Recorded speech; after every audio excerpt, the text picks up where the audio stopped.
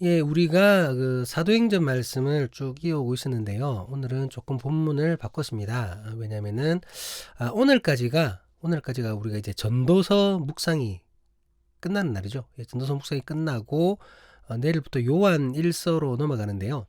그 전도서를 갖다가 그 솔로몬이 지은 것이지 않습니까? 그 잠언과 전도서와 그 아가서 그리고 뭐 시편의 100개 뭐 이렇게 이런 식으로 솔로몬이 지었는데 우리가 솔로몬에 대해서 한번 생각해야 될 것 같아가지고, 그러니까 이제 성경의 저자고 이래 되놓으니까 조금 이 솔로몬에 대해서 잘못 알 수도 있는, 그리고 또 솔직히 지금 한국 교회가 잘못 가르쳤던 그런 부분이 있기 때문에 이 솔로몬에 대해서 조금 나누고 싶어서 오늘 열왕기상 본문으로 솔로몬에 대한 얘기를 하려고 합니다. 그래서 열왕기상 3장 9절 그리고 11장 9절, 물론 이제 11장에서 많은 부분을 얘기를 할 텐데요.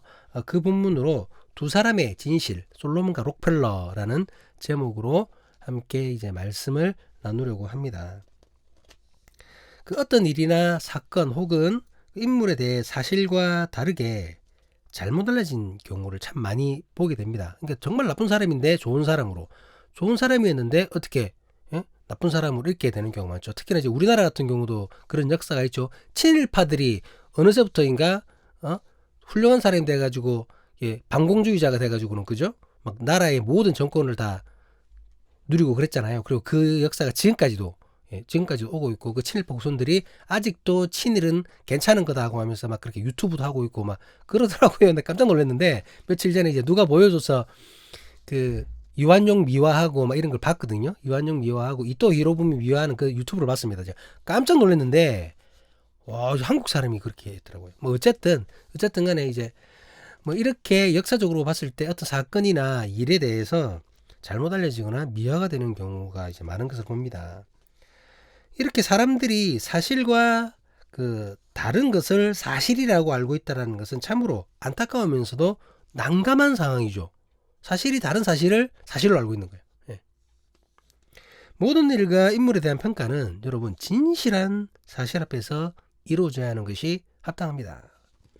그렇지 않다면 특정한 일이나 인물에 대한 평가는 가치가 없는 것이 되죠. 아니, 가짜인데, 거짓말인데, 그 거짓말로 평가해봤자 그게 무슨 소용이 있습니까?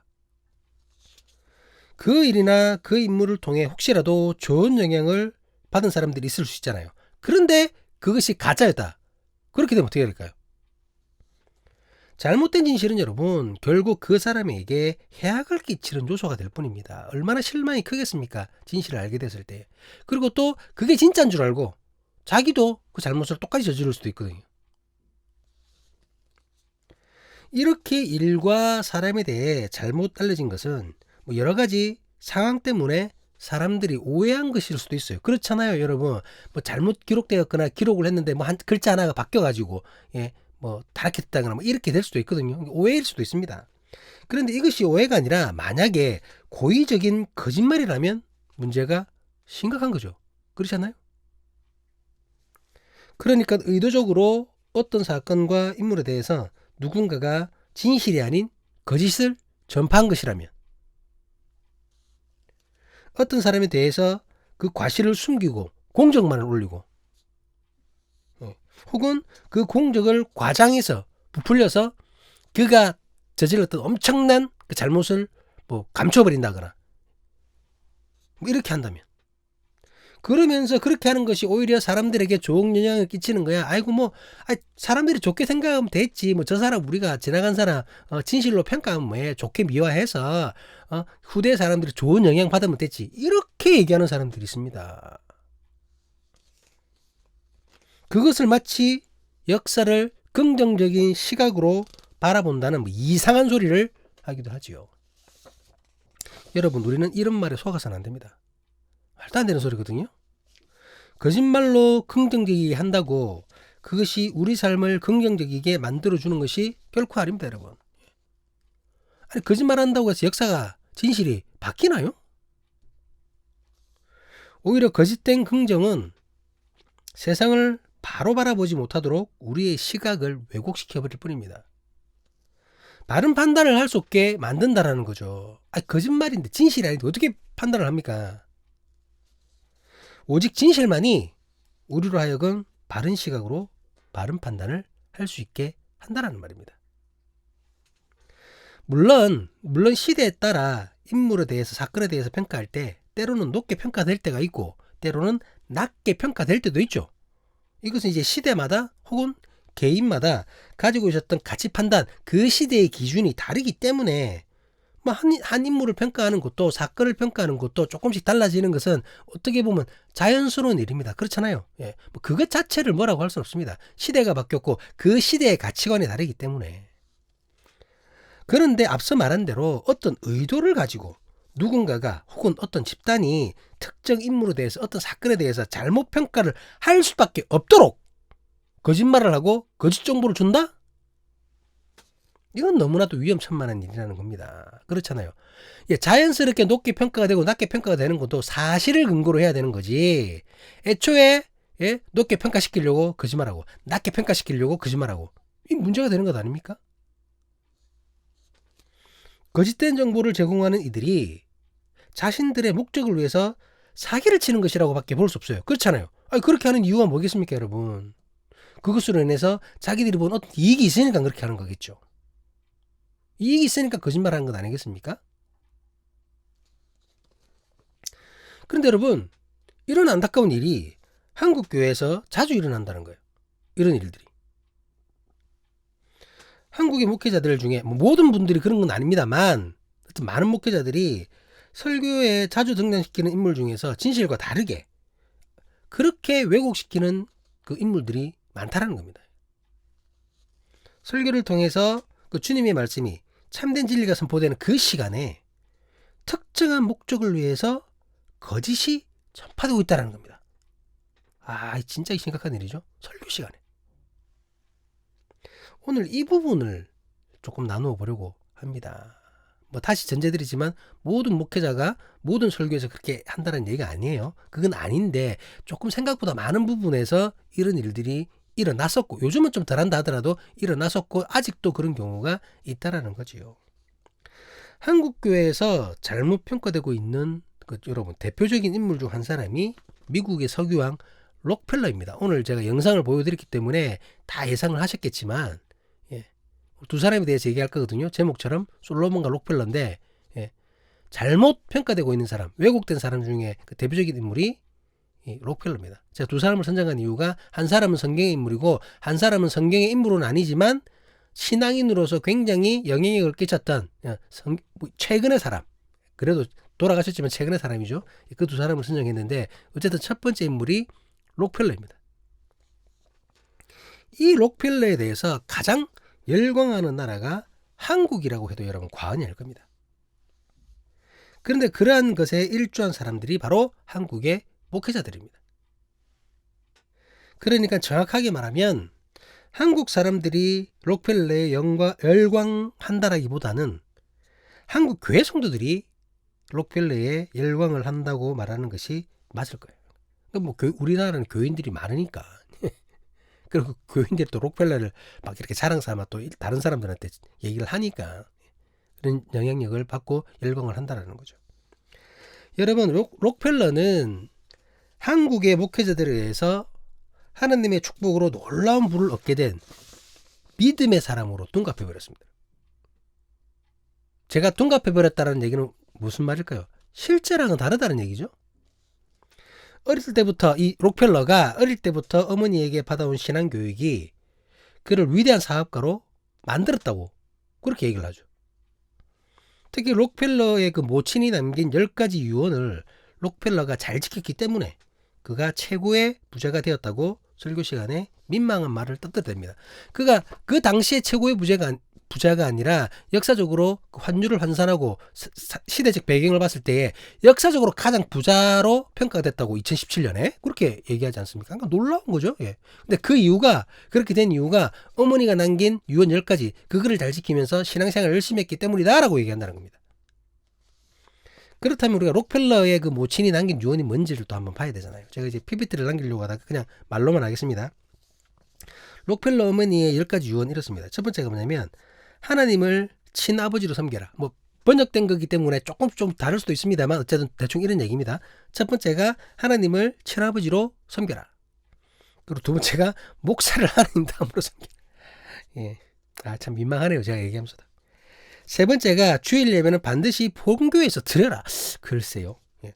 그리고 네 번째가 오른쪽 주문이는 항상 11조 주문으로 하라. 예. 이거 예. 그렇죠. 이제 왜 그런지 이해가 되시죠? 예.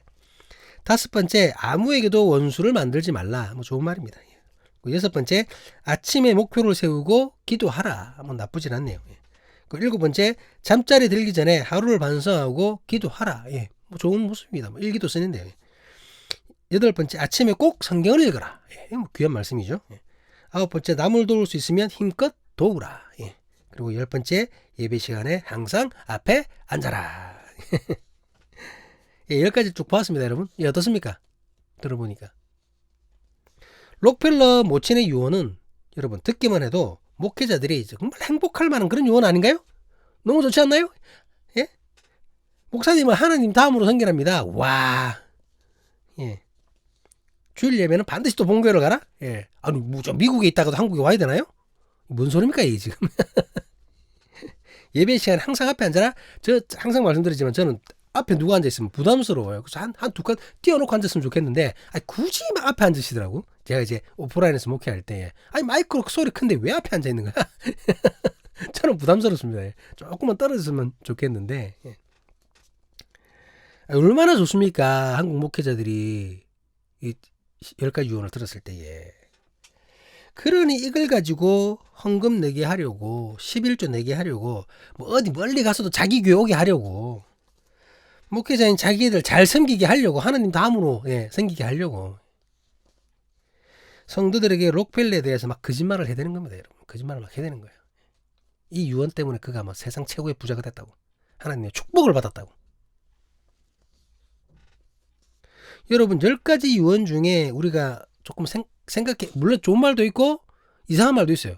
생각해 봐야 될 부분들이 있습니다만, 오늘은 뭐 록펠러 자체에 대해서 얘기할 거기 때문에 이 유언에 대해서는 따로 나누진 않겠습니다.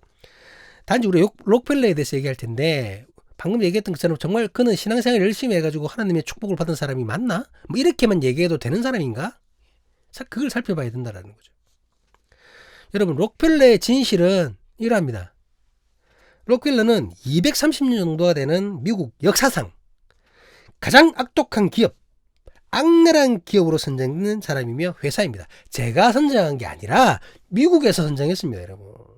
미국도 기독교 나라잖아요. 이슬람 나라가 아니라 그 나라에서 선정한 겁니다. 가장 악독한 기업이고 가장 악독한 기업인으로. 2004년 케네스 데이비스라는 그 미국 작가가 있는데, 이 작가가 쓴 미국에 대해 알아야 할 모든 것, 미국사라는 책에서 이런 기록을 합니다. 그러니까 미국사 역사책이죠. 그 책에 이런 기록을 남겼습니다. 어떤 기록이냐면, 역시 뭐 번역이기 때문에 조금 다를 수 있어요. 1870년대에 스탠더드 석유회사를 창설해 입법부를 매수하고 철도 사업자들과의 비밀 거래로 운임 할인을 받고 뇌물과 사보타지 공세를 펴 경쟁사들을 무력화시킨 끝에 정유업 물동량의 90에서 98%를 차지하게 이른다. 누가? 록펠러. 예. 중간 생략하고 거대 기업 독점은 결과적으로 가격의 인위적 상승, 경쟁을 차단, 그리고 임금의 형편없는 저하를 초래했다. 노동자들 사이에서 인기가 없으면 두말할 나위도 없었다. 스탠다드 석유회사는 미국인들이 가장 증오하는 기업이 되었다. 미국 사람이 쓴 겁니다, 여러분. 이 스탠다드 석유회사가 바로 록펠러가 석유 독점을 위해서 창설한 트러스트 회사, 즉 신탁회사입니다. 이 회사를 통한 그 록펠러의 석유 독점과 단합, 경쟁사를 향한 횡포가 너무 그게 치달았었죠. 그 록펠러의 진실이라는 책도 있어요, 여러분. 뭐 시간 되시면 그 책도 한번 보십시오. 영상에서 보았듯이 그는 잔인할 정도로 경쟁사들을 짓밟았습니다. 뭐 영상은 오히려 더 완화시킨 거죠. 그래서 결국 여러분, 미국 정부가 나설 수밖에 없었어요. 가만 놔두다가는 큰일 나겠거든, 지금. 예. 지만 살고 나머지는 다 죽게 생겼어요. 미국 정부가 나선 겁니다. 미국 정부가 나서서 1911년에 연방정부가 공권력을 투입해서 스탠다드 회사를, 그 스탠다드 석유 회사를 해체시켜버렸죠. 그것도 뭐 한두 조각으로 해체했다가는 다시 살아날 것 같으니까 34개 소기업으로 아예 강제 분할을 시킵니다. 아예 막 뿔뿔이 다 흩어시켜버리는 거죠. 예. 큰일 날 것 같으니까. 자기만 살고 다 죽는 거였어요, 여러분. 그게. 하지만 그럼에도 록펠러의 악행은 이후에도 계속 경제에 악영향을 끼쳤습니다. 그의 악행이 석유업계의 그림자처럼 남게 되었고 지금까지 오늘날까지도 전 세계 경제와 환경에 좋지 못한 영향을 미치고 있어요. 록펠러 때문에. 미 연방 그 대법원에 의해 그 록펠러가 세운 그 스탠다드 석유 회사가 강제 분할되었지만 아까 보셨죠? 그 34개 기업으로 분할됐잖아요. 분할됐지만 근데 이때 나온 그 회사들이 무슨 짓을 하냐면은 자기들끼리 카르텔을 만드는 겁니다. 예. 분할시켜놨더니 또 카르텔로 하나가 돼버린 거예요. 그래서 오늘날까지도 그 카르텔로 만들어진 그들이 석유 회사의 메이저급 회사로 성장하게 되었습니다. 자기들끼리 카르텔을 만들고는 석유 가격을 결정짓고 그것으로 천문학적인 이윤을 지금까지도 누리고 있다는 거죠. 그들의 단합과 독점 때문에 우리 같은 서민들, 여러분 같은 서민들이 석유 가격이 출렁거릴 때마다 여러분 10원이라도 1리터에 10원이라도 5원이라도 싼 가격 찾으려고 싼 가격대에 있는 주유소 찾으려고 지금도 막 돌아다니고 있잖아요. 혹시라도 싼 데 알아놓으면 기록해놨다가 거기 가고 록펠러 때문에 지금 우리가 그러고 있습니다. 여러분 록펠러 때문에 그러는 거예요. 록펠러 때문에. 여러분 그뿐이 아닙니다. 여러분 우리가 지금 지구가 온난화 때문에 굉장히 심각하잖아요. 그래서 이 지구 온난화에 의한 갖가지 환경 문제가 결국은 여러분 석유 문제 때문이거든요. 석탄, 석유 이런 것 때문이잖아요. 이런 것 때문에 주된 원인인데 그래서 대체 에너지를 많이 개발하려고 했잖아요. 석유와 석탄 때문에 지금 지구가 따뜻해지고 있고 오존층이 파괴되니 많이 막 이러고 있으니까 북극이 녹니 남극이 녹니 이러고 있으니까 대체 에너지 그것을 개발해야 되는데 그것을 개발하지 못하도록 방해한 것이 바로 이제 석유 회사들입니다. 록펠러 이 인간들입니다, 여러분. 왜? 자기들 석유 팔아먹어야 되니까. 최근 들어서야 수소차, 전기차들이 등이 이제 활발하게 개발되죠. 그게 여러분 기술력이 이제야 발달돼서 된 게 아니라 천천히 개발된 거예요. 더 빨리 할 수 있었는데. 이제껏 이윤의 눈먼 그 석유 회사들이 환경 문제나 대체 에너지 개발을 방해해 왔기 때문에 이런 일이 벌어진 겁니다. 이건 제 얘기가 아니라 그 책에 다 나와 있어요. 록펠러의 진실. 또한 록펠러는 그 미국의 골칫거리였던 의료보험 제도가 형성되는데 직간접적으로 영향을 미쳤습니다. 의료보험. 여러분 혹시 미국 의료보험 들어보셨나요? 이해가 안 될 정도로 우리보다 영 이상하죠. 우리나라는 정말 의료보험이 잘 됐거든요. 미국은 여러분 진료비가 엄청나잖아요. 그래서 그때 코로나도 그렇고 한때 병원 실 때 멕시코로 넘어가서 치료하고 오고 막 이랬다잖아요. 미국이란 초강대국이 여러분 20세기에 들어가지고 6번이나 이 국민 의료보험을 제도를 제대로 만들려고 노력을 했었습니다. 그런데 그 실패를 했거든요. 그 이유가 록펠러 재단 때문입니다. 록펠러를 비롯한 대자본이 의료법의 그 자본주의화 그리고 시설 의료보험 중심으로 한 그 의료비용 재편에 대해서 막대한 동력을 그 제공했기 때문에 그러니까 의료 사업에 자기들이 들고 있는데 그거 저 의료보험 제도 제대로 돼가지고는 수가 낮아지면 어떻게 되나요, 여러분? 다 손해거든요. 못하게 하는 겁니다. 자신들의 이익을 위해서 의료보험 제도까지도 방해해 버리는 거예요. 여러분 그러니까 결국 국민들의 삶을 망친 게 록펠러입니다. 이런 록펠러의 삶의 그 행정 탓에 미국의 제31대 대통령이었던 루즈벨트 아시죠, 여러분? 유명한 대통령이잖아요. 그 루즈벨트 전 대통령은 록펠러에 향해서 이제 이런 말까지 했었습니다. 그 미국 대통령이 한 말입니다. 그가 얼마나 많은 선행을 하더라도 나중에 이제 막 기부하고 하거든요. 근데 그걸 하더라도 재산을 쌓기 위해 저지른 악행을 다 갚을 수는 없다. 미국 대통령이 여러분 이렇게 얘기했습니다. 목회자들 중에서는 이제 록펠러가 말년에 기부한 거, 제가 방금 말씀드렸던 그 말년에 기부한 기부 사업에 전념한 것으로 그것만을 높이 평가하고 그것이 마치 그가 하나님의 말씀대로 이웃을 사랑했다, 막 이런 말도 안 되는 소리를 하는 경우가 있는데, 하지만 루즈벨트의 말처럼 그의 악행은 그것으로 갚을 수 없을 만큼 지금도 여전히 진행형인 것들이 있다는 거죠. 미국의 국민들의 삶을 엉망으로 만들었고 더욱이 우리 같은 사람들에게도 영향을 미쳤습니다. 석유값이 안 내려가는 거야. 오르기는 그렇게 잘 오르는데. 그러니까 단합하고 카르텔을 하는 걸 갖다가 록펠러가 시작했거든요. 그걸 다 배운 거예요 지금. 우리나라 정유회사도. 그리고 그의 기부나 11조 역시 그의 이전 삶을 볼 때 결코 순수한 마음에서 진행된 것이 아니라고 봐야 됩니다. 여러분. 믿음 때문에 글쎄요. 예. 이웃을 사랑하라고 했기 때문에 이웃을 사랑하라고 했으면 여러분 노동자들한테 임금을 많이 줬겠죠. 국민들이 의료보험 제대로 할 수 있도록 그 제도를 방해하지 않았겠죠. 근데 그게 아닙니다. 여러분. 그럼 도대체 어쨌든 이렇게 쭉 얘기하기 제 얘기가 아니라 실제 미국에 나왔던 책에서 하는 얘기인데 그래서 미국 사람들과 여론조사를 내보면 록펠러가 역사상 가장 악덕한 기업이고 기업인이라고 얘기한다라는 거예요. 그럼 도대체 한국교회 목회자들은 왜 이런 록펠러의 진실을 말하지 않고 있는 걸까요? 왜 그러는 걸까요? 자기 나라인 미국에서도 악마라고 비난받는 록펠러를 왜 거짓말까지 해가면서 그를 위대한 신앙인으로 만들어 버리냐는 것입니다. 앞서도 말했지만 오해가 아니라 거짓말로 하는 것이라면 그것은 분명히 자신들이 바라는 어떤 의도가 있기 마련이잖아요. 한국 목회자들의 의도는 뭘까요? 뭐 때문에 이렇게 거짓말을 하는 걸까요? 그것은 앞에서도 잠깐 언급한 헌금, 그 중에서도 11조 때문입니다.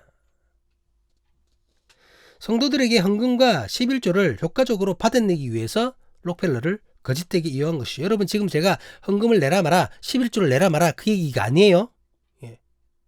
그 헌금과 11조를 내게 하기 위해서 목회자들이 가르쳤던 방법들, 말했던 방법들, 그것을 설교로 이용했던 방법들을 얘기하는 거예요. 지금.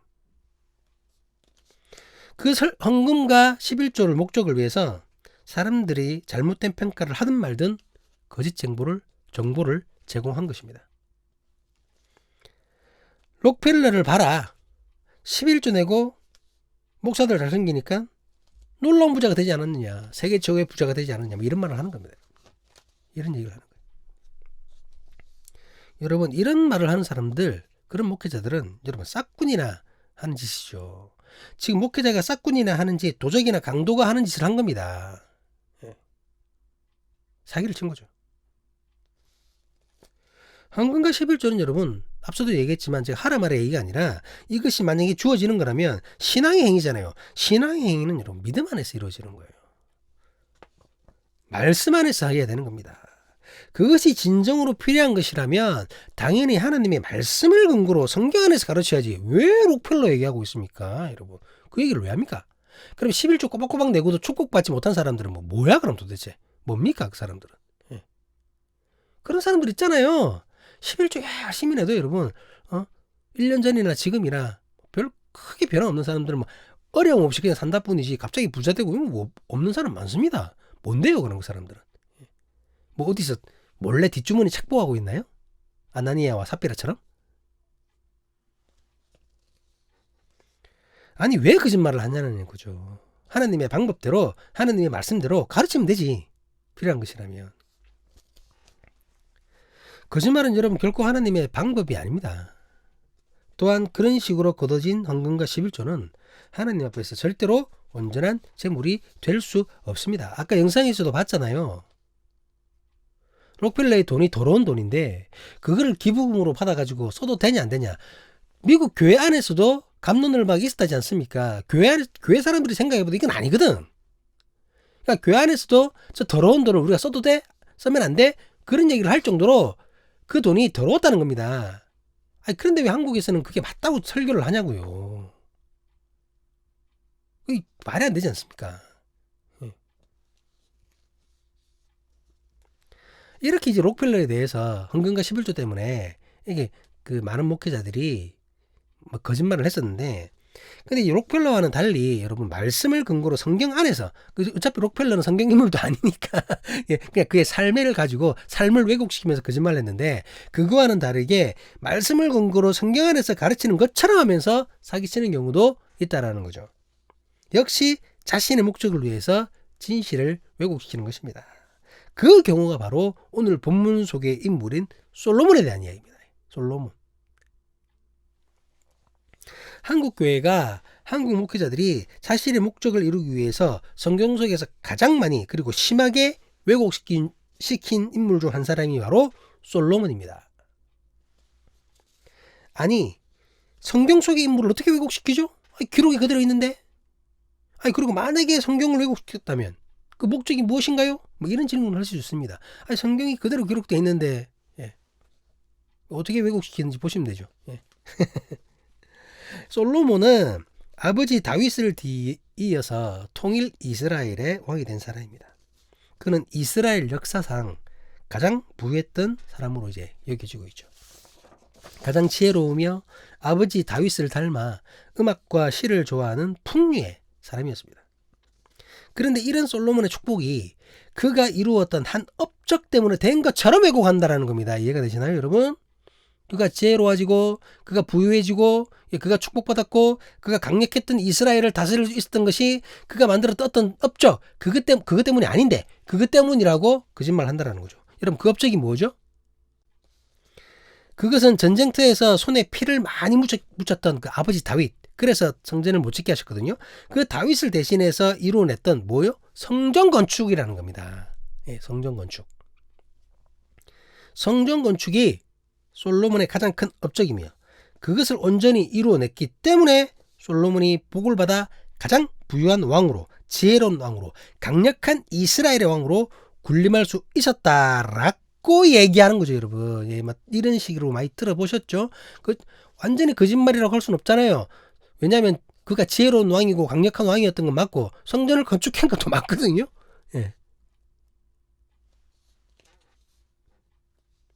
그러면서 더욱 미화시키기 위해서 말년에 저질렀던 우상 숭배와 같은 그 죄악을 빼버린 채, 이건 삭제죠. 전혀 가르치지 않는다는 거죠. 그러니까 여러분, 뺐다라는 겁니다. 어떤 부분을 빼고 어떤 부분은 바꿔서 얘기하고. 왜 그랬을까요? 왜 이러는 겁니까, 여러분? 교회 건물 새로 지으려다가 보니까 가장 적합한 사람을 찾았고 그 사람이 솔로몬인 겁니다, 여러분. 교회 건축을 하고 싶거든. 하다못해 리모델링이라도 하고 싶거든요. 교인들의 반대를 무릅쓰고라도. 솔로몬을 설명하면서 마치 성전 건축으로 인해 부자가 되고 지혜로워지고 강대국이 된 것 같은 뉘앙스를 풍기는 겁니다. 그가 그런 비전을 품고 있었고 그것을 이루어냈기 때문에 모든 축복을 받았다, 이런 겁니다. 그래서 교회 건물 신축이 마치 하나님의 뜻인 양 큰 건물 지어놓으면 우리가 복받고 많은 사람들 다 모이게 돼요. 우리 교회 성도가 100명밖에 안 되는데 1000명 들어갈 수 있는 공간을 지으면 뭐합니까? 지어놓으면 온다니까. 솔로몬을 보세요. 성전 건축하고 축복받은 거 보세요. 이래 나가는 겁니다, 여러분. 1000명을 지어놓으면 옵니다. 우리가 돈만 더 많아서 10,000명짜리 지어봐요. 10,000명이 채워지지. 이러고 있다니까요. 그렇게 사기를 칩니다, 여러분. 교회 건물만 지어놓으면 만사형통이 일어날 것처럼. 여러분, 언제 어디서라도 이런 설교를 들으시면 요즘엔 별로 없습니다. 여러분, 분명히 별로 없는데 아직까지 있긴 있습니다. 있어요. 그래서 이런 설교를 들으시면 여러분, 그에게서 떠나시기 바랍니다. 그는 가짜입니다. 싹군입니다. 도둑입니다. 강도입니다, 여러분. 사기꾼이에요. 거기 있으면 안 됩니다, 여러분. 내 영혼이 죽는 일입니다. 빨리 떠나세요. 빨리 떠나세요. 솔로몬은 그의 왕위를 하나님의 뜻 안에서 하나님의 사람으로 시작한 것은 분명합니다. 다윗을 뒤이어 왕이 올랐을 때에 꿈속에 나타나신 하나님을 만나게 됩니다. 여호와께서 그때 솔로몬에게 무엇을 주실지 질문을 하시죠. 그때 솔로몬은 오늘 본문인 열왕기상 3장 9절에 대답을 하게 됩니다. 드디어 본문인데요. 우리 같이 한번 볼까요? 열왕기상 3장 9절입니다. 누가 주의 이 많은 백성을 재판할 수 있사오리까? 듣는 마음을 종에게 주사 주의 백성을 재판하여 선악을 분별하게 하옵소서. 듣는 마음이라는 것은 여러분, 하나님께 듣는 마음을 의미하는 것이잖아요. 그러니 모든 옳고 그름의 판단을 하나님의 말씀 안에서 하겠다라는 겁니다. 한마디로 하나님의 말씀에 순종하겠다는 뜻이게 되겠죠. 이 듣는 마음을, 우리가 방금 읽었던 이 성경은 개역 개정인데 개역 한글 성경, 바로 전 버전이죠. 그 한글 성경에서는 지혜로운 마음이라고 이제 번역을 했습니다. 그래서 우리는 지금도 솔로몬이 하나님께 마치 지혜를 구한 것처럼 그렇게 알고 있는 것이죠. 그 하나님께 듣는 마음이야말로 여러분 가장 지혜로운 거잖아요. 그렇잖아요. 세상에서 가장 지혜로운 존재가 누군가요? 하나님이십니다. 그 존재에게 듣는 것이기 때문에 가장 지혜로운 모습입니다. 그렇기 때문에 그것을 하나님께 듣는 마음을 지혜로운 마음으로 번역하는 것에는 별 문제가 없어 보입니다. 이건 뭐 틀린 게 아니에요. 처음에 솔로몬은 하나님 앞에서 그 순종하는 마음으로 하나님께 모든 것을 맡기겠다고, 겸손하게 듣겠다고 그렇게 시작을 했습니다. 얼마나 아름다운 시작입니까? 청년 솔로몬의 시작이 이랬다는 거죠.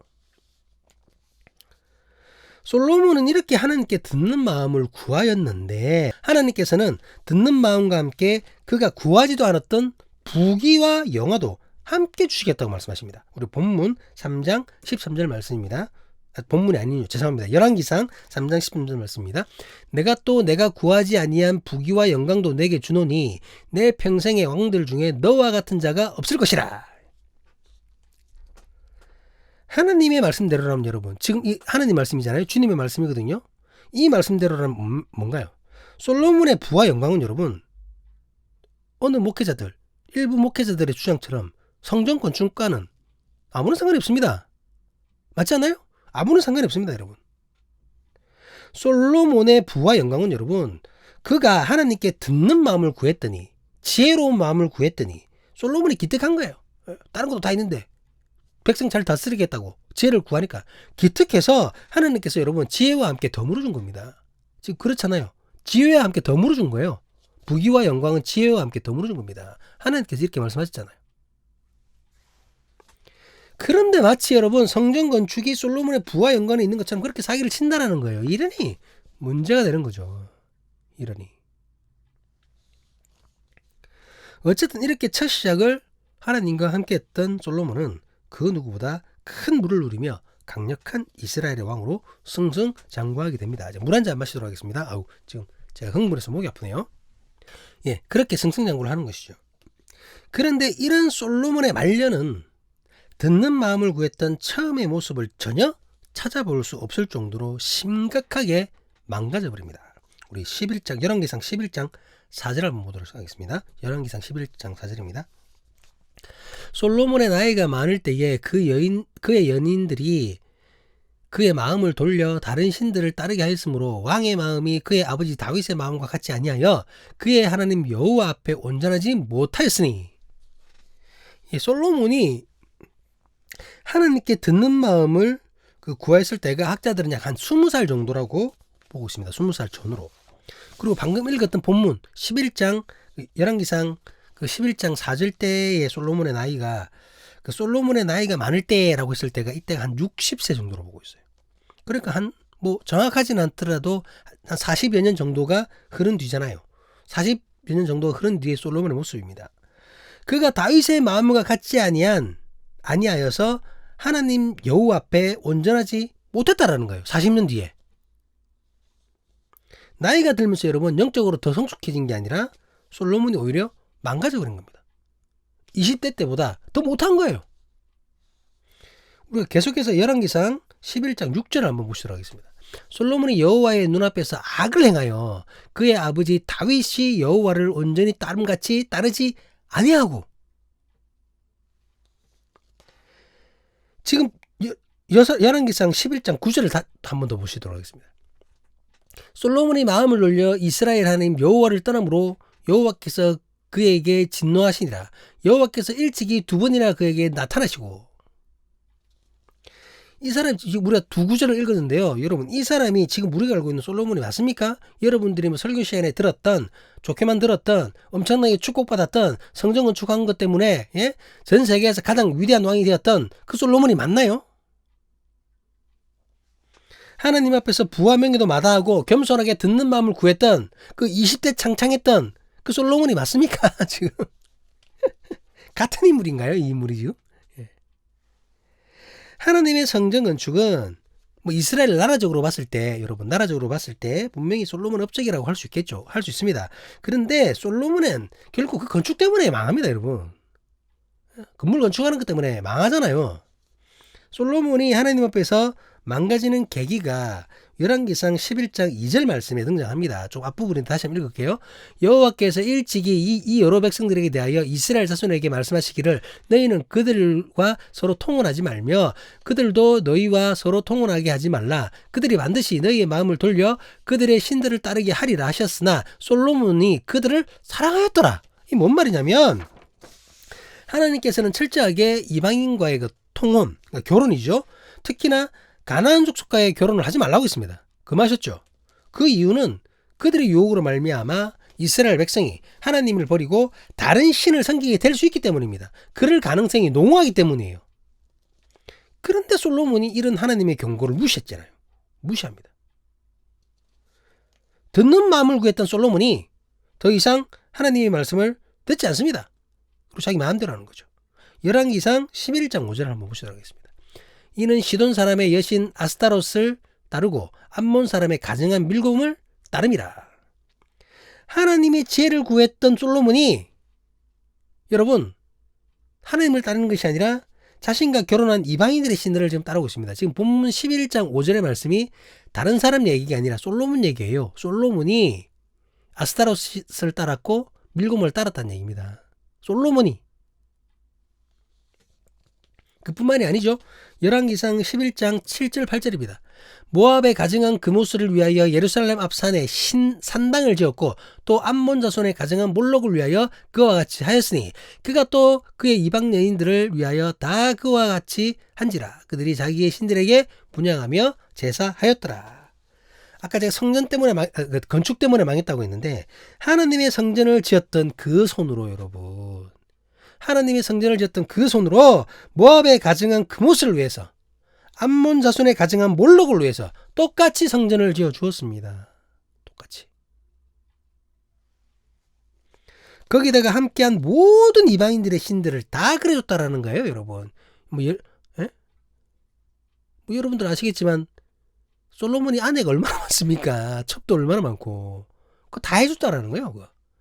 아니 그러니 그것도 문제지만 그 성전 짓는다고 백성들의 삶이 어땠을까요? 지만 잘 먹고 잘 살고 백성들은 나가 떨어지는 겁니다, 여러분. 나중에 얘기하겠지만 그것 때문에 나라가 두동강이 나잖아요. 아까 록펠러도 어땠죠? 자기만 잘 먹고 잘 살고 경쟁자들 다 죽이고 국민들 다 죽이고 뭐 그러고 있지 않습니까? 그래놓고 하나님 앞에 11조 내고 앉았고 솔로몬이 그러고 있습니다. 백성들은 죽어나오고 있는데 하나님 앞에 성전 지어주고 앉았네.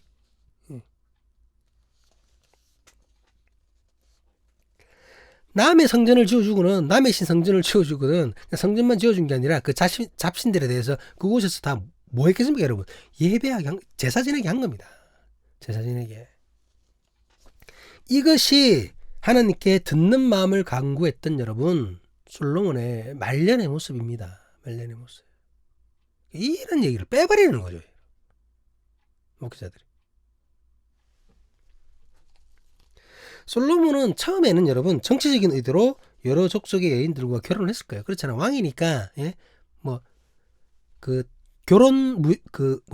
외교도 있잖아요. 결혼 외교라는 게 있잖아요. 막 저기 공주 데려오고 또 딸 데려오고 이래가지고는 서로 사돈이고 뭐 친척이고 뭐 이래 되놓으니까 서로 침략 안 하고 막 이런 게 있거든요. 그런 것 때문에 결혼을 했을 것입니다. 근데 그러다가 뭐 그 여인들 진정으로 사랑했나 봐요. 뭐 이 사람이 막 풍류를 즐기고 여자를 좋아했잖아요. 솔로몬이. 진짜 여자를 사랑하는 모양입니다. 그래서 그녀들의 부탁을 외면하지 못하고 급기야 그녀들의 요구를 몸소 다 받아들였던 것이죠. 그저 그녀들을 위로하기 위해서 이방인들의 신당을 지어줬는데 힘들어하니까 결국 그 작은 용납이 마침내 솔로몬 자신도 우상을 숭배하게 하였고 나라가 두 조각으로 쪼개지는 멸망하게 이르는 그 결과를 초래하게 된 것입니다. 열왕기상 11장 11절 말씀을 같이 한번 보시도록 하겠습니다. 여호와께서 솔로몬에게 말씀하시되 내게 이러한 일이 있었고 또 내가 내 언약과 내가 내게 명령한 법도를 지키지 아니하였으니 내가 반드시 이 나라를 내게서 빼앗아 내 신하에게 주리라. 지금 읽고 있는 솔로몬에 대한 얘기들이 여러분 성경에 있는 겁니다. 제 성경에만 있는 것이 아니라 여러분의 성경에 다 있습니다. 찾아보세요. 꼭 열왕기상 11장에서. 이스라엘이 여러분 결국 이 솔로몬 때문에 이스라엘이 남유다와 북이스라엘로 나누어지게 되잖아요. 그리고는 나중에는 결국 아수르와 바벨론에 의해서 멸망당해가지고 나라가 어떻게 되나요? 없어집니다. 이스라엘이 없어져요. 이 모든 재앙의 원인이 솔로몬입니다. 예, 우리가 지금껏 기름값 때문에 지금껏 대체에너지 그 개발이 늦어서 경제적으로 힘들었던 게 록펠러 때문인 것처럼 예, 이스라엘의 멸망이 솔로몬 때문입니다. 솔로몬 때문. 솔로몬이 성전 건축을 이뤄낸 것은 그의 부와 아무런 상관이 없으며 예, 그러니까 결론적인 얘기죠. 하나님과 함께하는 것과도 아무런 상관이 없습니다.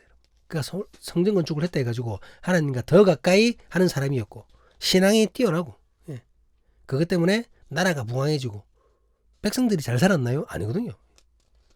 아무런 상관이 없습니다. 여러분. 성전 건축가는 오히려 그것 때문에 망했습니다. 그것 때문에 긴 말을 했는데 말씀을 마무리하도록 하겠습니다. 우리는 오늘 많은 그리스도인들이 잘못 알고 있는 혹은 극단적으로 한쪽 면만 알고 있는 록펠러와 솔로몬 이 두 사람의 진실을 나누어 보았습니다. 이것을 나눔으로 진실에 대해 잘못 알고 있는 사람들을 향해서 제가 비난하려는 것이 아닙니다. 여러분. 예. 아니, 잘못 배웠으니까 잘못 알고 있는데 뭐 그게 문제입니까? 그것을 비난하려는 것이 아니라 우리는 진실을 알아야 된다는 것을 얘기하는 겁니다. 서두에서 얘기했던 것처럼 어떤 평가를 위해서라도 제대로 된 신앙을 위해서라도 성경의 사실을 바로 알고 역사적인 사실을 바로 알아야 된다는 겁니다. 여러분. 사실에 근거하고 그거 사실을 평가하는 것은 또 이제 나의 몫인 거죠. 또 왜곡된 사실은 아닌 것 아닙니까? 진실을 알아야 된다는 겁니다. 우리는 진실을 알아야 돼요. 그리고 자신의 목적을 위해서 거짓말하고 사기치고 성경을 왜곡하는 이들을 분별할 수 있어야만 얘기하는 겁니다. 분별할 수 있어야 됩니다. 예. 솔로몬에 대해서는 여러분 빼버렸잖아요. 말년에 잘못된 부분을 빼버렸잖아요.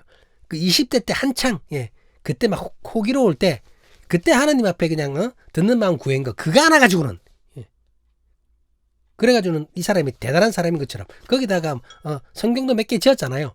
그러니까 이 사람은 엄청난 사람이다 이래가지고 이 엄청난 사람이 성전을 건축했어요. 뭐 이런 거 얘기하는 겁니다. 여러분. 그 빼버리거나 앞뒤를 바꿔버리거나 이런 사람들이 가짜라는 겁니다.